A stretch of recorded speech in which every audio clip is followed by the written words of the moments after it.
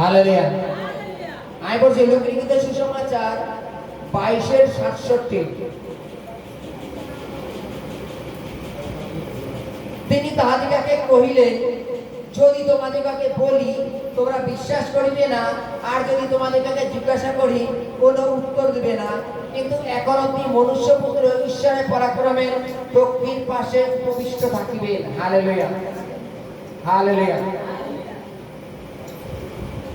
উদাহরণস্বরূপ বলি, মনে করো আমরা বাইবেল পড়েছি, প্রার্থনা করছি এবং যীশু খ্রিস্ট সম্বন্ধে আমরা অনেক কিছু জেনে গেছি, তাই তো? পুরোপুরি এখনো জানতে পারিনি, কিন্তু জেনে গেছি যে যীশু খ্রিস্ট কে ছিলেন, তার আসার উদ্দেশ্য কি ছিল। হালেলুয়া। যীশু খ্রিস্ট যখন এসেছেন মানসিক রূপে জগতে, তখন সেই গ্রামের লোক, ওখানকার যাজক ফরাসি সকলে দেখেছে যীশু খ্রিস্টকে ছোট থেকে বড় হওয়া পর্যন্ত। হালেলুয়া। যীশু খ্রিস্টকে যখন ক্রুশে নিয়ে যাওয়া হচ্ছে, তখন যীশু খ্রিস্টকে বলছে, তুমি কি সেই ঈশ্বরের পুত্র? আমাদের বলো তো দেখি, তুমি কি সেই লোক? যীশু খ্রিস্ট বলছেন, যদি আমি তোমাদের বলি তোমরা বিশ্বাস করবে, আর যদি তোমাদের জিজ্ঞাসা করি তোমরা উত্তর দেবে না। হালেলুয়া। প্রথমে জিজ্ঞাসাটাই হোক। যীশু খ্রিস্ট বলছে, আমি যদি তোমাদের জিজ্ঞাসা করি তোমরা তার উত্তর দিতে পারবে না। হালেলুয়া। এখানে কি বলছে আরেকবার দেখো, যদি তোমাদের বলি তোমরা বিশ্বাস করবে না, আর যদি জিজ্ঞাসা করে তার উত্তর দেওয়ার তোমাদের ক্ষমতা নেই। যদি আমি বলি, যেমন ধরো তোমরা আমাকে ছোটবেলা থেকে বড় পর্যন্ত দেখেছো, তাই তো? আমি কিভাবে বড় হয়েছি আর আমার চাওয়া পাওয়া কি, আমি যে বিভিন্ন উপদেশ দিয়ে বেরিয়েছি, সেই উপদেশগুলোর মধ্যে উপদেশগুলো কি ছিল? পরিত্রাণের পথ, উদ্ধারের পথ, পাপ থেকে ফিরে আসার শিক্ষা, তাই তো?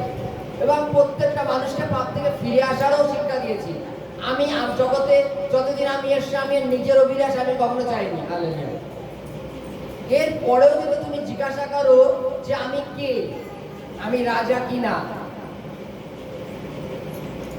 তাহলে তোমরা উত্তর দিতে পারবে না। হালেলুয়া।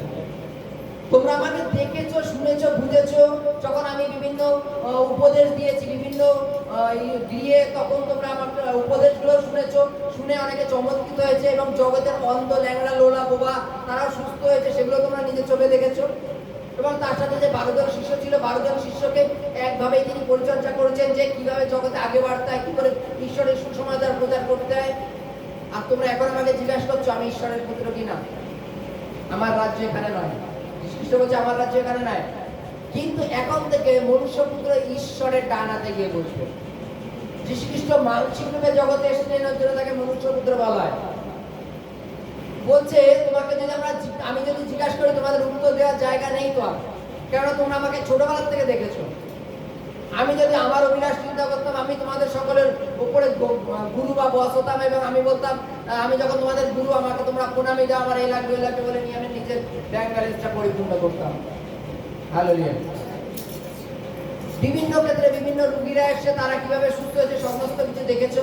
তোমরা পরীক্ষার জন্য বারবার আমাকে ফাঁদে ফেলার চেষ্টা করেছো, কিন্তু তোমরা আমাদেরকে ফাঁদে ফেলতে পারোনি, কেননা তখন আমার সময় উপস্থিত হয়নি। আর এখন তোমরা ঈশ্বরীয় জীবিকার মধ্যে দিয়ে ধরেছো, এটা না।